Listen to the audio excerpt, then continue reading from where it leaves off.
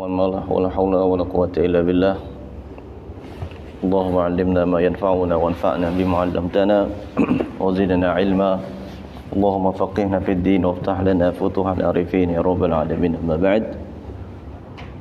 Baik, alhamdulillah kita bersyukur kepada Allah Subhanahu wa taala pada malam hari ini kita dapat kembali melanjutkan program kita dari program Tafaqquh fid Din, belajar fikih.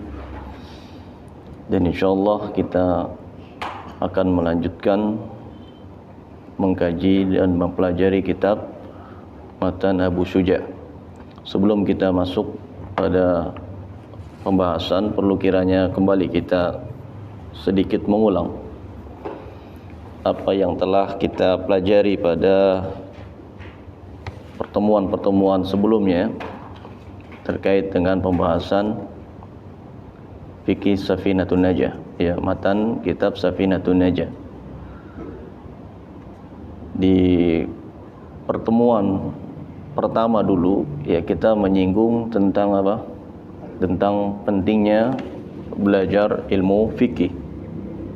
Ya, pentingnya belajar ilmu fikih. Ya. Karena Nabi sallallahu alaihi wasallam bersabda, "Man yuridillahu bihi khairan yufaqihu fid din."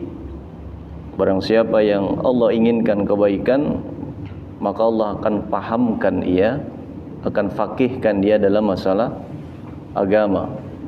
Ya. Jadi orang yang faqih, orang yang paham fikih, ya, kata ulama adalah orang yang diinginkan kebaikan oleh Allah Subhanahu wa taala. Dan para ulama juga mengatakan terkait dengan hadis Nabi SAW, "Man salaka tariqan yaltamisu fihi ilman, sahalallahu lahu bihi tariqan ilal jannah."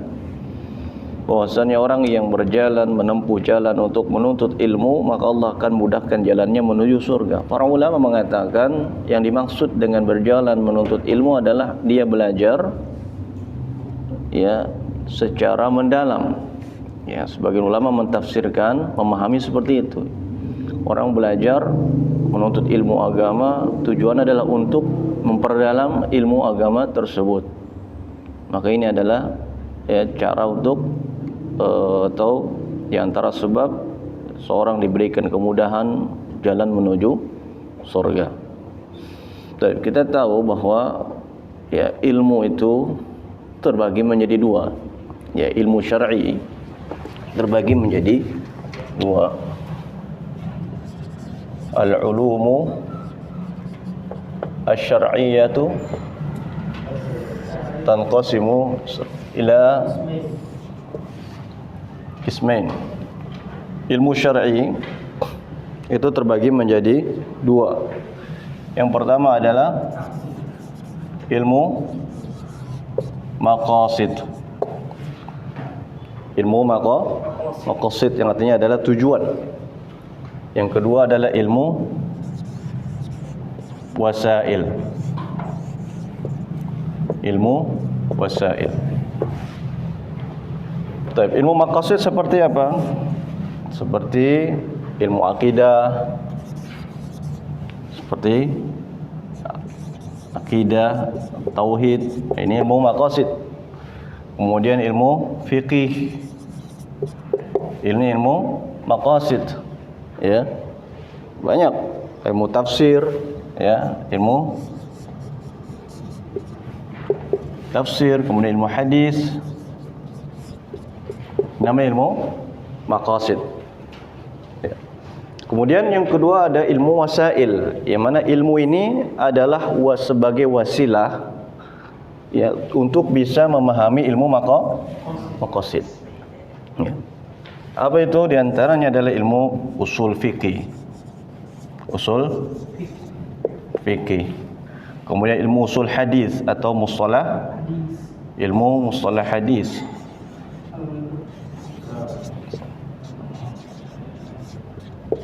Ilmu mustalah hadis. Kemudian ilmu usul tafsir.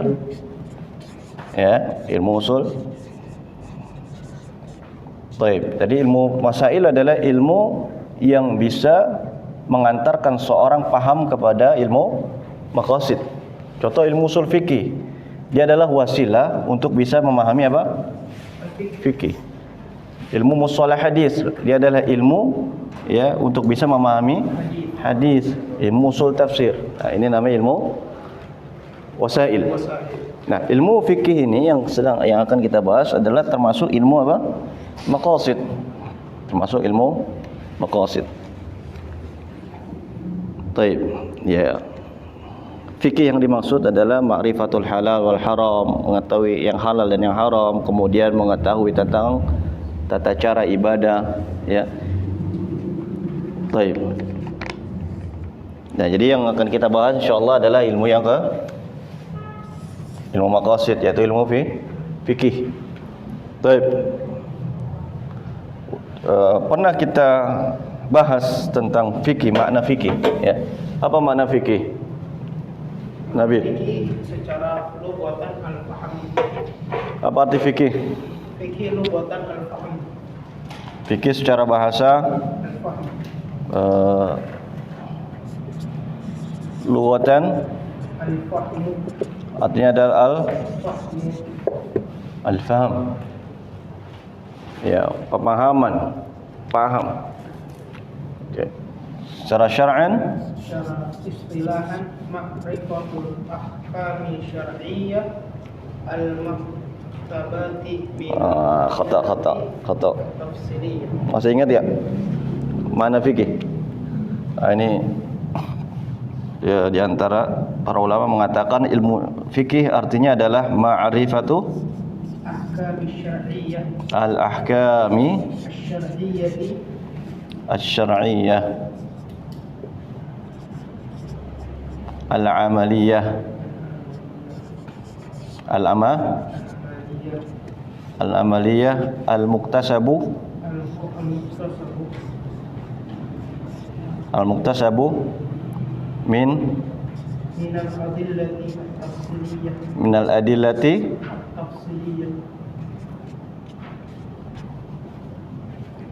at-tafsiliyah.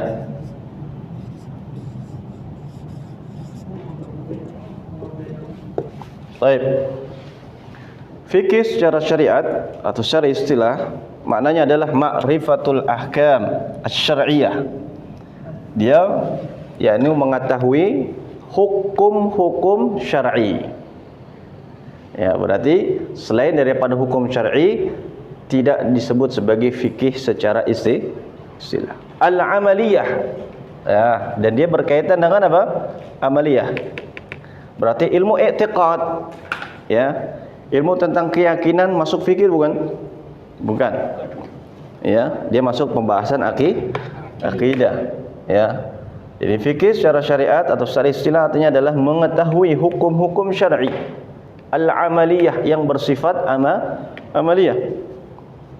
Yang bersifat amaliyah berarti dia terkait dengan apa? Amal, perbuatan. Tidak terkait dengan apa? Amalan hati, tidak terkait dengan i'tiqad, keyakinan. Nah, kemudian al-muktasabu yang dicari, ya, atau yang didapatkan. Ya. Hukum-hukum ini, hukum-hukum syar'i yang bersifat amaliyah didapatkan dari apa? Minal adillati at-tafsiliyah. Dari dalil-dalil yang tafsil. Berarti ya, sumber daripada pengambilan hukum syar'i ya atau ilmu fikih adalah al-adillah at-tafsiliyah. Dalil. Dan kita tahu bahwasannya dalil-dalil itu terbagi menjadi dua, ya. Ada yang muttafaq alaih, ada muttafaqun alaiha, ada mukhtalaf fihi, ada mukhtalaf fiha, mukhtalaf fiha. Apa itu muttafaq alaih? Yaitu dalil-dalil yang disepakati oleh semua para ulama. Ya, dalil-dalil yang disepakati oleh semua para ulama, yaitu ada 4. Ada berapa? 4. Pertama, Al-Quran. Dua, الحديث hadis. Tiga, الإجماع al-ijma'. Empat, القياس al-qiyas. Nah, ini dalil-dalil yang disepakati. Nah, jadi tanpa ada khilaf para ulama kecuali Zahiri. Mazhab Zahiri mengingkari qiyas. Baik. Namun semua mazhab menyepakati empat dalil ini. Bahwa keempat ini Al-Qur'an, hadis, ijma' dan qiyas adalah sebagai sumber hukum fikih. Dalil-dalil ya fikih. Baik. Ya, adapun dalil yang mukhtalaf fiha, dalil yang diperselisihkan, yakni setiap madhab punya usul sendiri. Ya, di antaranya madhab Malik, yaitu Imam Malik berpendapat di antara dalil adalah amal ahli Madinah, yaitu amalan penduduk Madinah. Ya. Kemudian juga mengamalkan hadis mursal. Ya, mengamalkan hadis mursal sahabi. Itu. Nah, ini diperselisihkan. Ada yang kemudian maslahat mursalah, kemudian ada apa lagi? Ya, saddu dzari'ah. Ya, ini namanya dalil yang mukhtalaf ya. Ya. Dalam madhab Syafi'i, di antara dalil selain daripada Al-Qur'an, Sunnah, Ijma' dan Qiyas adalah apa? Qaulus sahabi. Qaul as-sahabi, yaitu ucapan sahabat. Ucapan sahabat adalah dalil. Ucapan sahabat adalah dalil. Kemudian apa lagi waktu itu kita bahas? Dalam madhab Syafi'i apa? Seingat tak? istiqra Al-istiqra wa tatabbu. Ya, istiqra. Kemudian saddu dzari'ah. Ya. Baik. Jelas ya? Ini hanya pengantar aja. Nah, kita akan bahas tentang ilmu fikih, dan kita juga pernah bahas bahwa ilmu fikih itu terbagi menjadi 4. Siapa yang tahu? Jadi pembahasan ilmu fikih itu terbagi menjadi 4. Nah, aqsam ilmi al-fiqhi.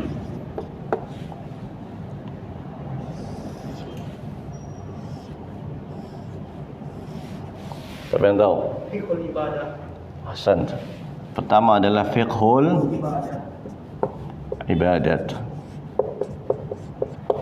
Seperti apa fiqhul ibadah? Salat, siyam, az-zakat, al-hajj, al-umrah, ya, al-udhiyah dan seterusnya. Ini namanya fikih ibadah. Kemudian yang kedua ada fikih al-muamalat.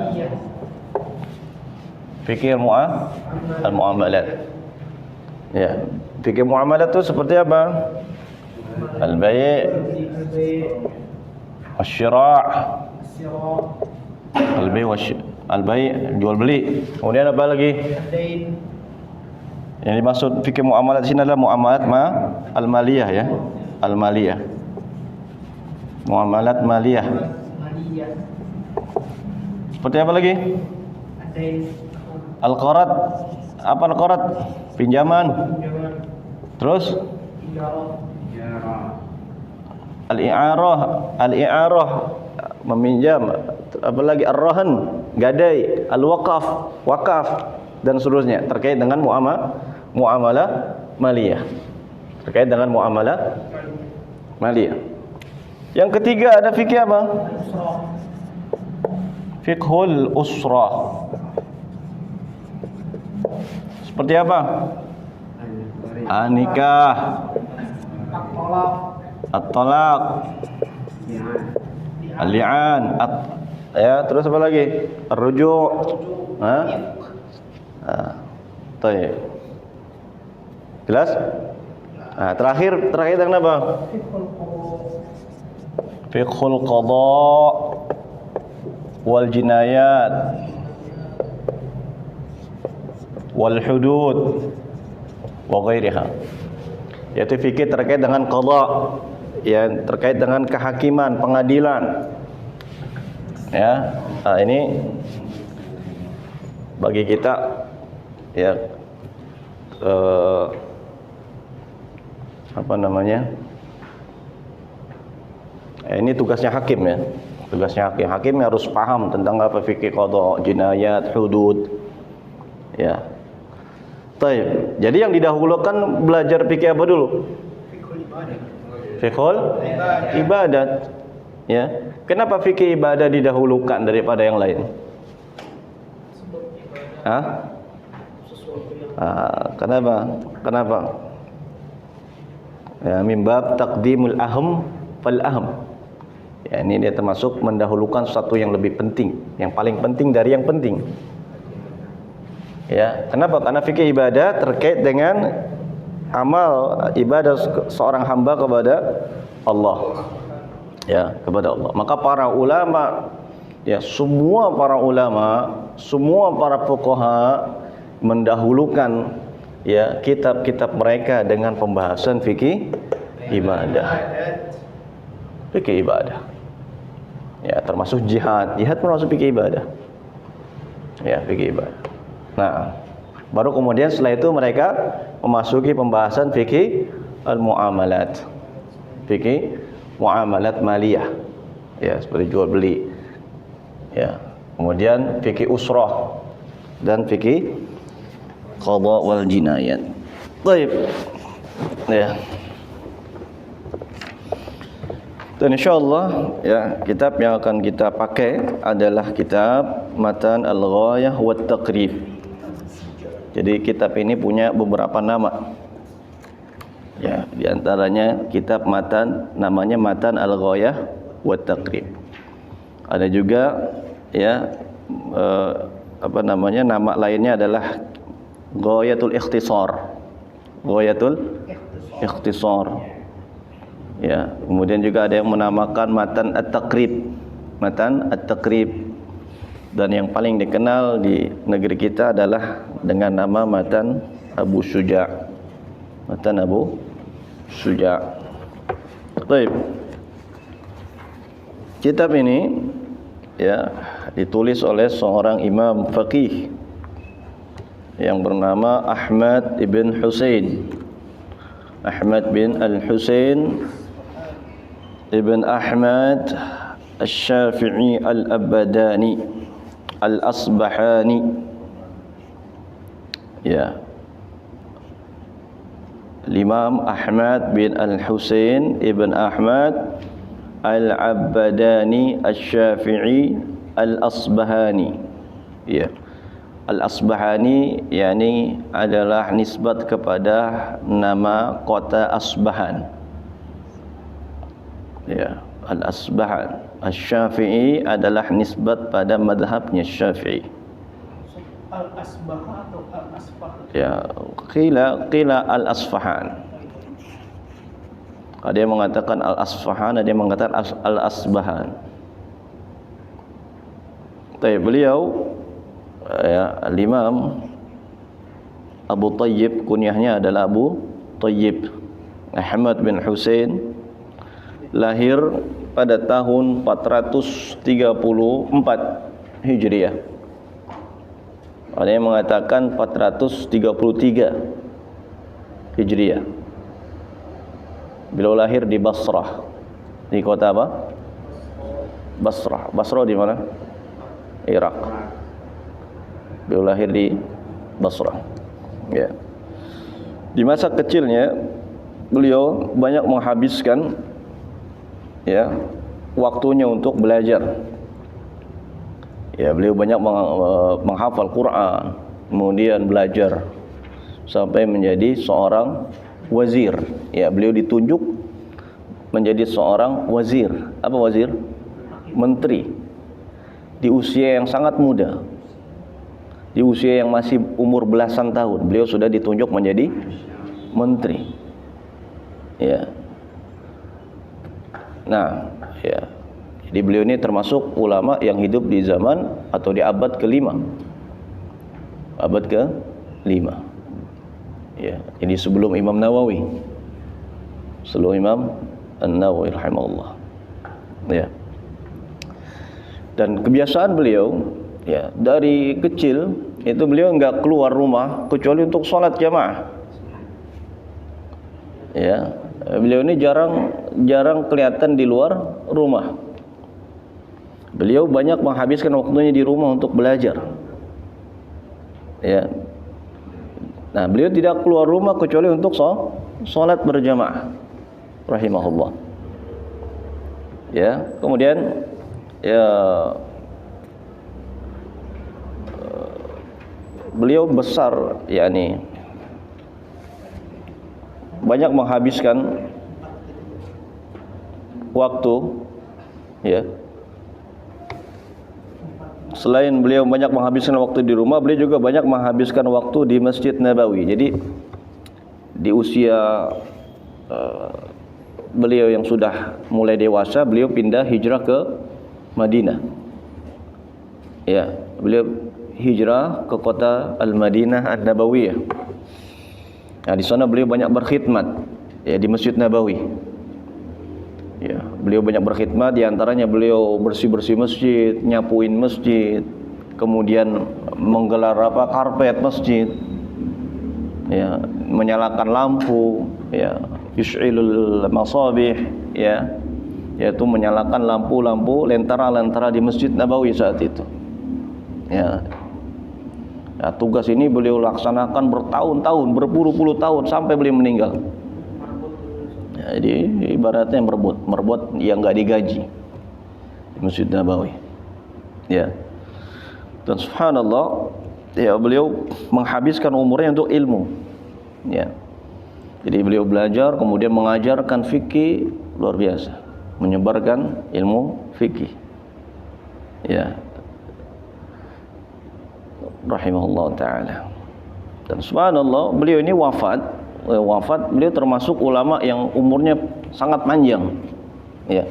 Beliau wafat tahun 593 Hijriah. Jadi tadi lahirnya 434 atau 433, ada yang mengatakan begitu.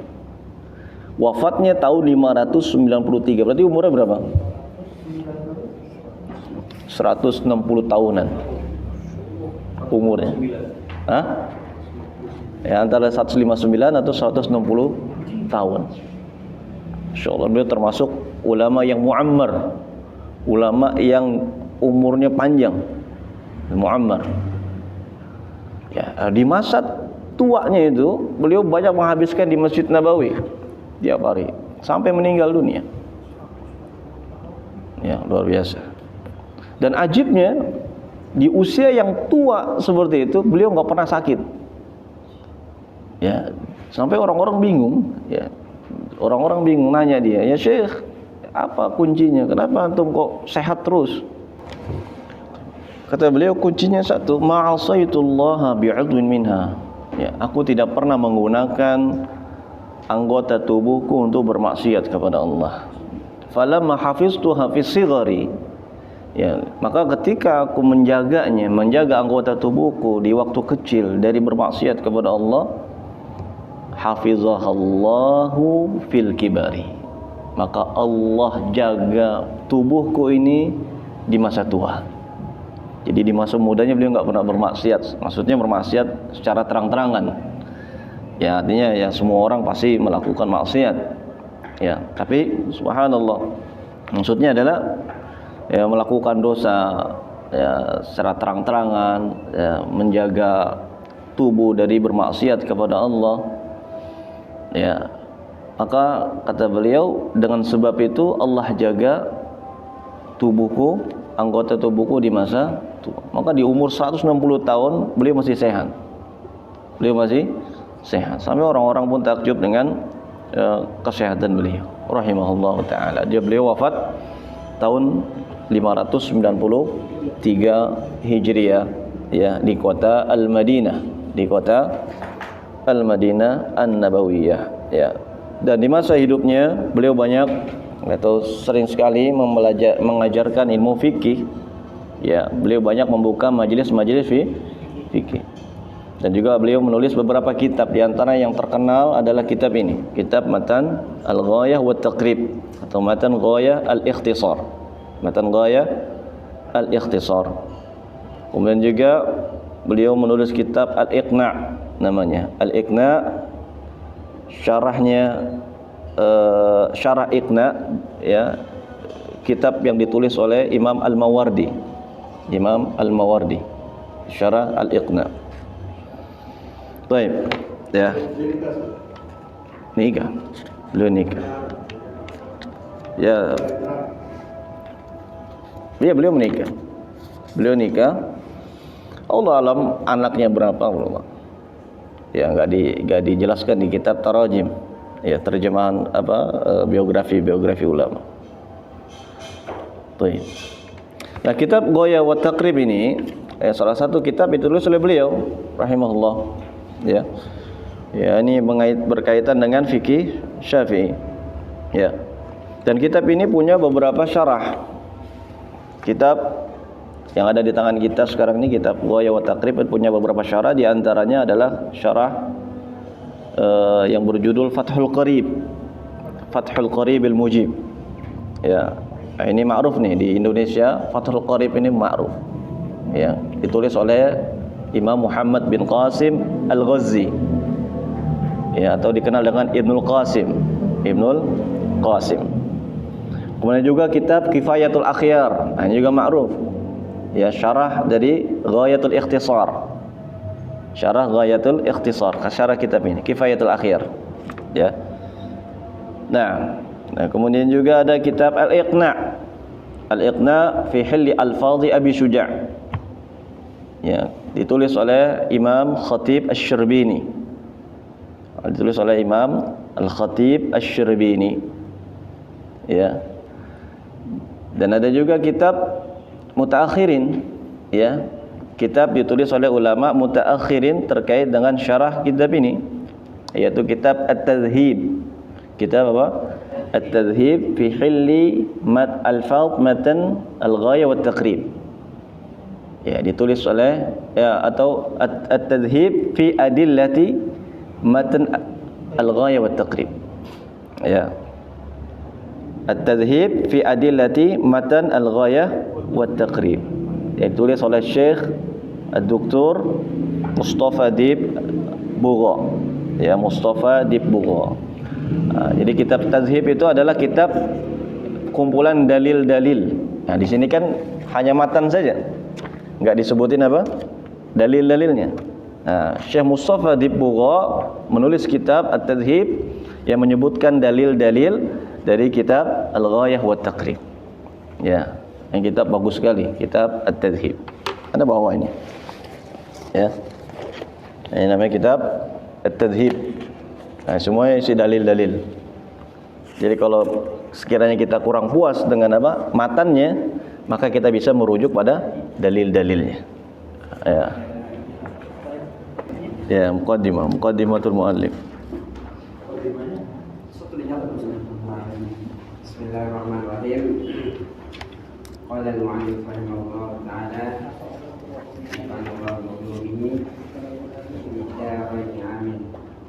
Bismillahirrahmanirrahim. Alhamdulillah rabbil alamin. Wassalat wa sallallahu ala sayyidina Muhammadin nabiyyin wa ala alihi al-tahirin wa sahabatihi ajma'in. Qala al-qawmi Abu Syuja' Ahmad bin Husain bin Ahmad Al-Asbahani rahimahullah ta'ala, Sa'alani ba'dal asdiqai hafizahumullah ta'ala. Ba'du. Sa'alani ba'dal asdiqai hafizahumullah ta'ala an a'mala mukhtasaran fil fiqhi an a'mala mukhtasaran fil fiqhi ala madhhabil Imam Syafi'i rahmatullah alaih wa ridwanu ridwanihi fi ghayatil ikhtisari wa nihayatil ikhtijazi waniyatul ijazi liyaqruba ala al-muta'allimi darsuhu wa yashula ala mubtadi'i hifzuhu fa'il hifzuhu. Nah, terus wa an akthara fihi wa an ukthira fihi minat taqsimati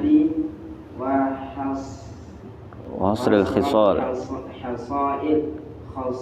khisali wa lamanya rehan raunnya fa'ajabtuhu yang ila dzalika taliban lithawabi ragiban ila Allah subhanahu wa ta'ala fi tawfiqi lis-sawabi innahu ta'ala ala ma yasha'u qadirun wa bi ibadihi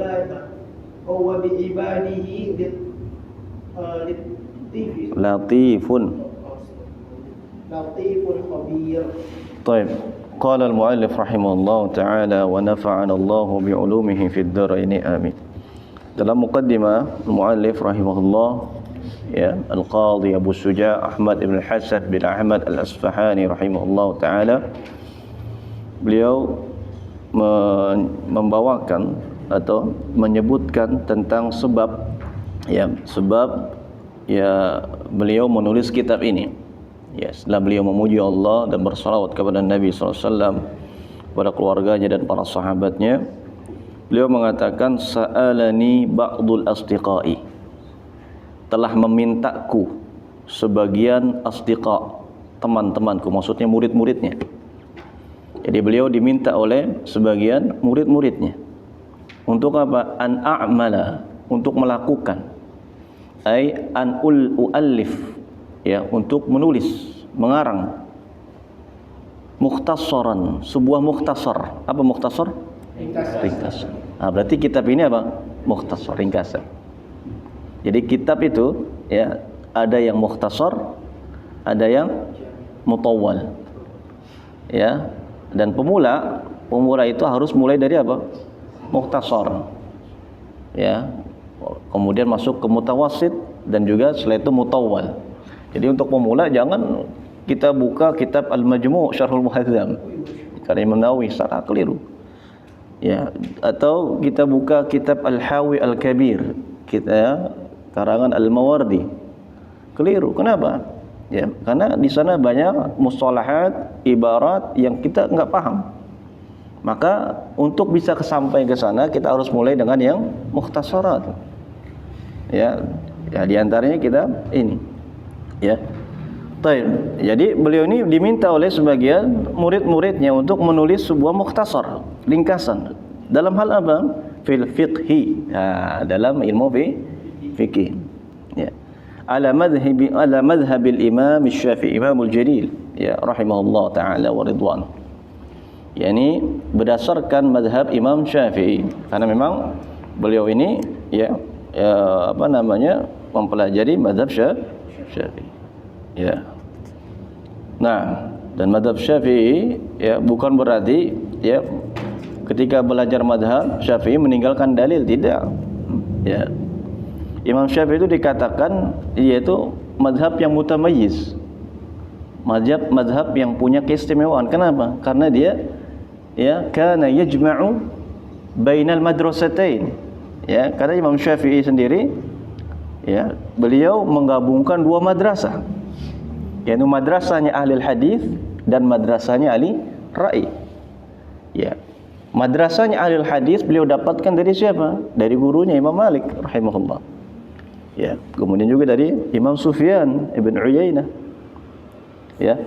Nah, madhab ahli ra'i ya, yakni yang dikenal dengan madhabnya Abu Hanifah, beliau dapatkan dari muridnya langsung Imam Abu Hanifah, yaitu siapa? Muhammad ibn Hasan Asy-Syaibani.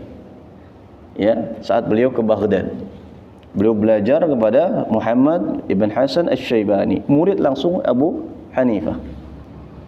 Ya, jadi beliau ini menggabungkan dalam mazhabnya dua madrasah besar saat itu yang terkenal, yaitu madrasahnya ahli hadis dan madrasahnya ahli ra'i. Makanya usulnya Imam Syafi'i, mazhab Syafi'i itu dibangun di atas dalil-dalil yang kuat. Ya. Dan tidak hanya dalil, ya, bahkan beliau mampu mengumpulkan, mengeluarkan berbagai hukum dari dalil yang ada. Ya, istinbat hukumnya.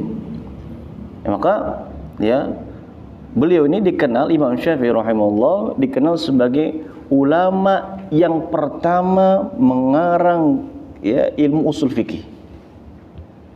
Ya, ilmu usul fikih itu didapat dari apa? Ya, memahami dalil, menyelami dalil-dalil itu.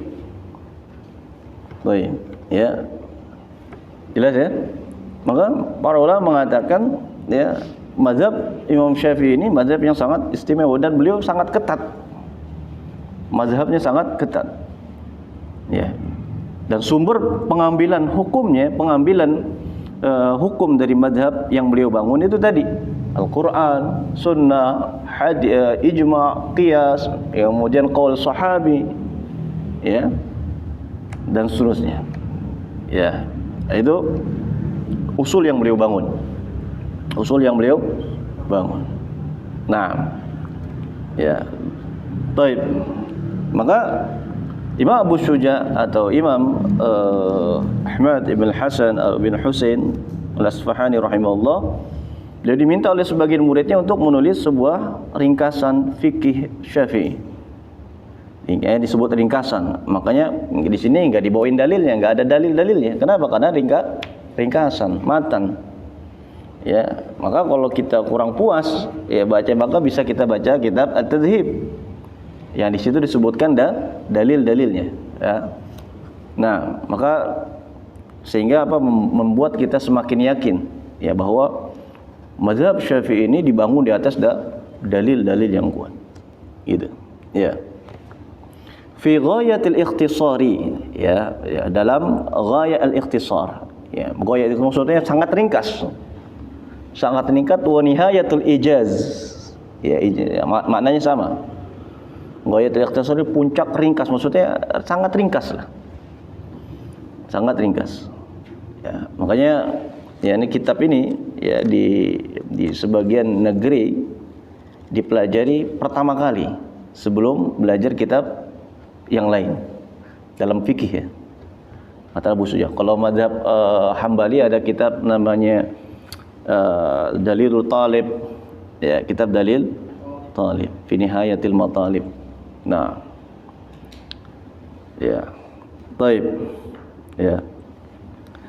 Wa nihayatil ijaz, ya, dan ujung daripada ijaz, ya, ringkas. Ya, artinya kitab ini sangat ringkas, karena berisikan poin-poin penting saja. Apa tujuannya? Ya, liyaqruba 'alal muta'allimi darsuhu, agar dekat atas orang yang belajar dalam mempelajarinya. Maksudnya apa? Agar mudah dipelajari. Ringkas. Agar mudah dipelajari. Karena kalau pemula, ya, kalau orang baru pertama kali belajar fikih, dia mendalami fikih, kemudian disuruh baca kitab yang besar atau disuruh belajar kitab yang tebal besar, nah akan membuat apa? Jenuh, ya, akan membuat jenuh, bosan. Ya, kenapa? Karena nggak terbiasa belajar. Maka ketika dimulai dari kitab yang ringkas, akan semakin apa? Semangat ya. Semangat. Wa yashula 'alal mubtadi'i hifdhuhu, dan agar mudah dihafalkannya oleh siapa? Alal mubtadi, orang pemula. Maka kalau mau dihafal pun sangat mudah ini. Sangat mudah. Ya, jadi memang urutannya seperti itu, belajar. Jadi yang ringkas dulu.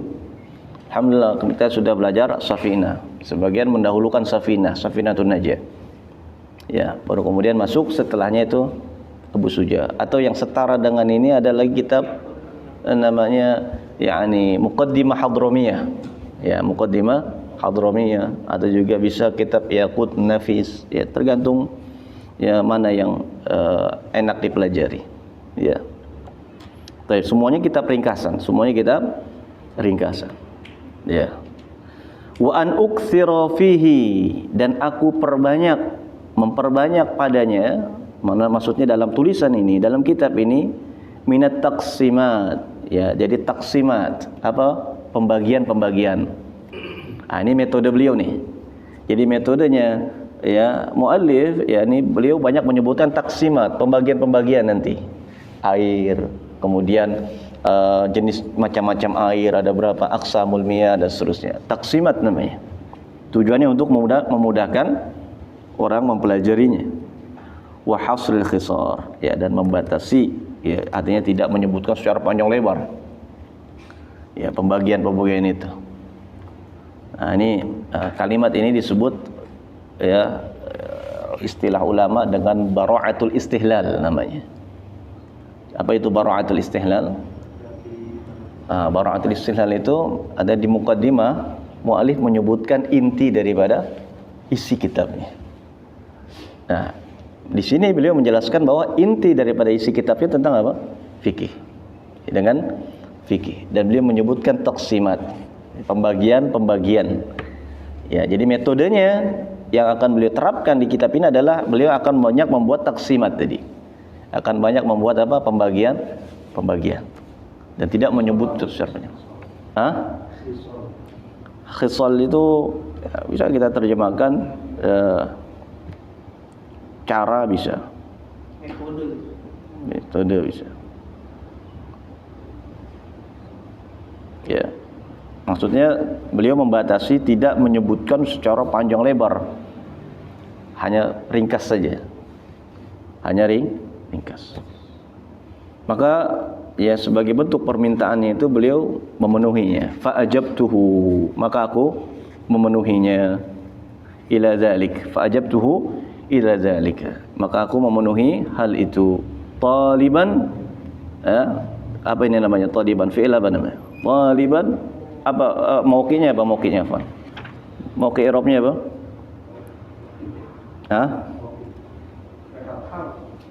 La. Taliban li thawab apa? Masdar. Taliban apa? Maf'ul li ajli.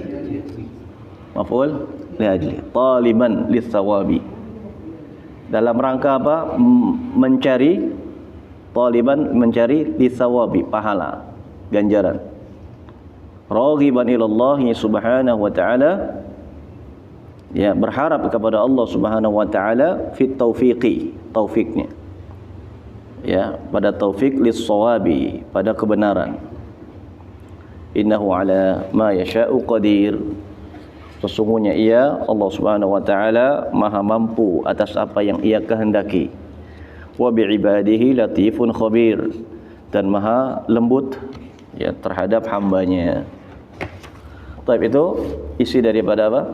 Muqaddimah yang disampaikan oleh al-muallif rahimahullah ta'ala. Baik, terus.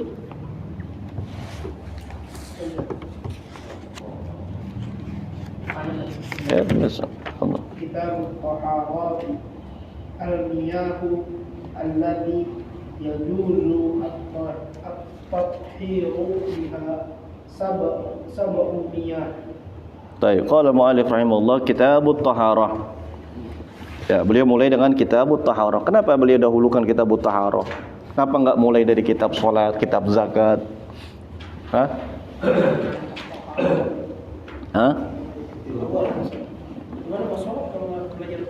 Kenapa kitabut taharah? Kenapa enggak kitab salat?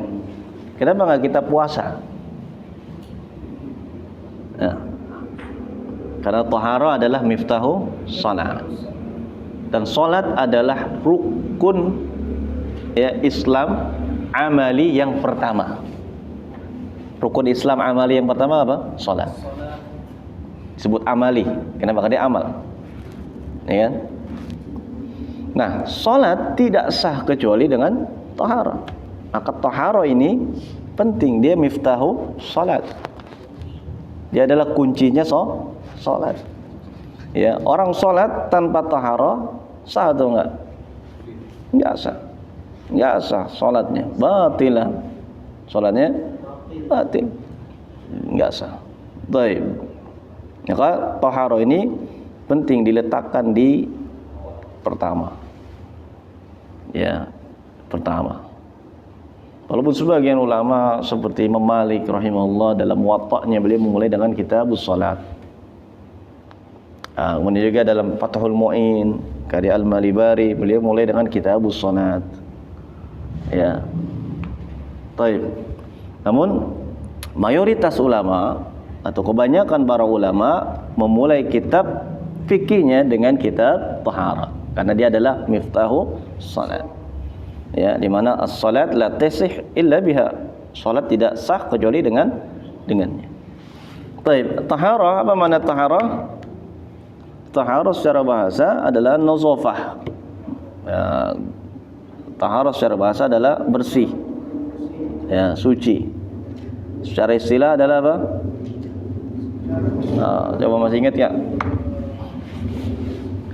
Taharah secara istilah. Abil. Taib taharah secara syar'i, istilah syar'i adalah raf'ul hadas atau izalatun najas wa ma fi ma'nahuma atau ala suratihima. Ini makna tahar. Apa artinya raf'ul hadas? Mengangkat hadas. Ya. Mengangkat hadas. Ya. Kemudian atau izalatun najas atau menghilangkan najis, yang juga disebut taharah. Disebut taharah. Au wa ma fi ma'nahuma, dan apa yang terkandung dalam makna keduanya. Hadas, mengangkat hadas seperti apa? Seperti ya tayamum. Ya seperti apa? Tayamum sebagai ganti daripada wudu. Ya. Kemudian istinja, ya kan, untuk menghilangkan najis. Izalatun najas termasuk istinja, istijmar. Ya. Nah, ini makna taharah. Jadi taharah artinya adalah mengangkat hadas atau menghilangkan najis. Ya, mengangkat hadas atau menghilangkan najis. Baik, qala rahimahullah faslun. Fasal al-miyahu allati yajuzu biha at-tathiru biha sab'u miyahin. Al-miyahu allati yajuzu tathiru biha sab'u miyahin. Di awal ini beliau menyebutkan tentang jenis-jenis air yang yasih, yajuz. Apa itu yajuz? Nah, ini pentingnya kita belajar yakni dengan seorang guru. Terkadang ya kata yajuz itu bermakna yubah.